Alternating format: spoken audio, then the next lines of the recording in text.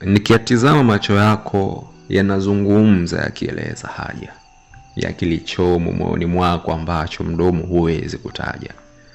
Nikisikiliza kauli zako zinazungumza wazi, na hata tabia ya ukaribu wako kwangu vyote havinipi mashaka.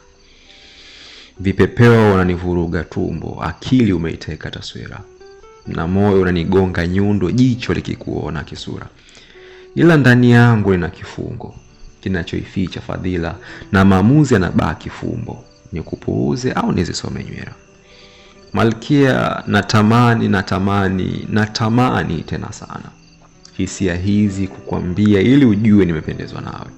Ila kwa ndani tena sana, hofu inanishambulia ikinizuia kukuomba niwe nawe.